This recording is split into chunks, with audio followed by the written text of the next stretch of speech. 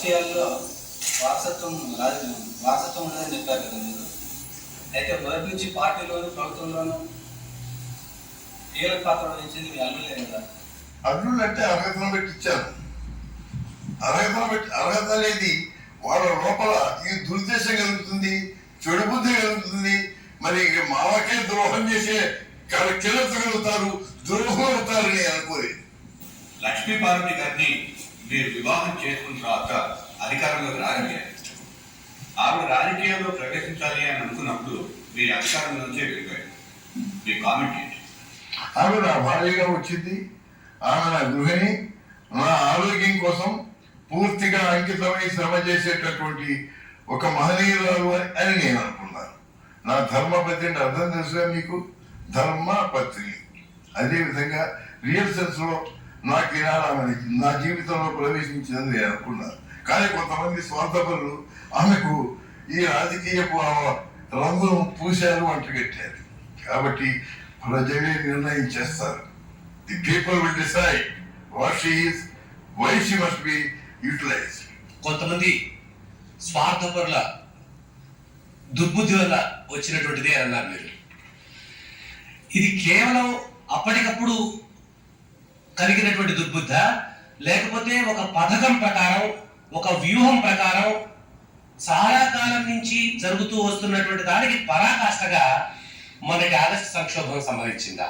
ఇది పథకం ప్రకారమే జరిగింది. ఇది ఈ దాడ్యం అన్నది ఎప్పుడో పుట్టింది. ఎందుకంటే రంగులు మార్చడం అన్నది, పదవి కాల్చ అన్నది వాళ్ళ ఎత్తులోనే ఉంది. ఎందుకంటే ఇవాళ మీరు అడుగుతున్న వ్యక్తి ముందు కాంగ్రెస్ లో ఉన్నాయని, మా అల్లుడే కావచ్చు అని కాదు, కానీ కాంగ్రెస్ లో ఉన్నాడు.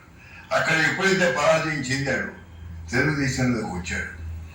నేను మీ విధానాలకు పూర్తి అంకితం అవుతానని మాట ఇచ్చాడు, కానీ మనసులో ఉన్న ఆ దురాశ మాత్రం పోలేదు.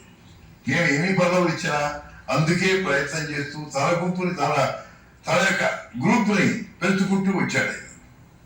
అది నేను గమనించాలి. గమనించిన అవసరం కూడా నాకు ఎంతవరకు కూడా పేద ప్రజలకు ఏ విధంగా సంక్షేమం కలిగించాలి, ఏ విధంగా వారికి సేవ చేయాలన్నదే నా ధ్యేయం. కానీ ఇక మా పార్టీలో ఎవరున్నారు, వాళ్ళ మనసు ఎట్లా ఉంది, ఈ విధంగా చూడటం అనేది నాకు అలవాట్లేదు. ఇప్పటికి కూడా అది ఆచారంగానే తీసుకోవట్లేదు. చాలా కాలం నుంచి తన గ్రూప్ ను మెయింటైన్ చేసుకోవడం అనేటువంటి కార్యక్రమాన్ని ఆయన కొనసాగిస్తారు, జరుగుతూనే ఉంది. అది ఈ అసెంబ్లీ ఎలక్షన్లలో మీరు విజయం సాధించిన తర్వాత జరిగిందా? లోగడ మీరు ఆ ప్రభుత్వంలో ఈ అసెంబ్లీ ఎన్నికల్లో కూడా నా కనుక ఏ 130 సీట్లో తెలుగుదేశానికి ఏ 140 సీట్లో వచ్చి ఉంటే ఆ మొదటే వీళ్ళు ఎసరు పెట్టుండేవాడు. ఆనాడే అందరి యొక్క కాన్ఫరెన్స్ మోషన్ ఏదో ఏ పేరుతో తీసుకొచ్చి పలాని ఆయన వాళ్ళ ముఖ్యమంత్రి కావాలని చెప్పి ఉండేవాడు. కానీ జరగల. వాళ్ళు అనుకునే విధంగా ప్రజల అభ్యర్థన నా మీద గౌరవంతో, నేను వారికి నాయకుడిగా ఉంటానన్న అభిమానంతో, నేను ముఖ్యమంత్రిగా ఉంటానన్న నమ్మకంతో, ఆయన అయితేనే మా ఇచ్చిన హామీలన్నీ కూడా నెరవేరుస్తారు అనేటటువంటి దృఢమైనటువంటి నమ్మకంతో ప్రజలందరూ ఆనాడు నాకు ఓటేశారు. 214 సీట్లు తెలుగుదేశానికి ఎవరు ఎక్కడ ఎన్నడూ అనుకునే విధంగా వచ్చినాయి. ఆ తర్వాత పార్టీలో చేరిన వారితో కలిపి చూసుకుంటే 224 సీట్లు వచ్చాయి. కాబట్టి వాళ్ళే చీరైపోయారు. అదే 140, 130, 145 వచ్చుంటే వాళ్ళు ఏమైనా చేసి ఉండేవాడు. వాడిదో మాకు ఇది కావాలి. ఎందుకంటే అంతకుముందే రంగం ఏర్పాటు అయ్యింది.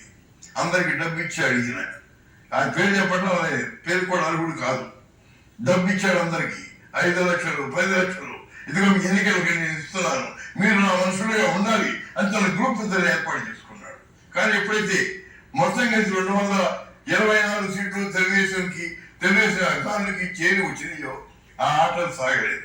తప్పనిసరిగా ఎన్టీ రామారావునే నాయకుడిగా ఎన్నుకోవలసిన ఆ విధి పట్టింది. ఆ తర్వాత ఏ విధంగానైనా సరే ముఖ్యమంత్రి కావాలి అనేటటువంటి ఆశ మాత్రం మనసులో చావలేదు. అది ఎట్లాగే ఉంది. ఆ ఆశతోనే తన గ్రూపుని తయారు చేసి మీరు వాడవాళ్ళ అని వాళ్ళందరినీ కూడా తన వైపు తిప్పుకునే ప్రయత్నాలు చేశాడు.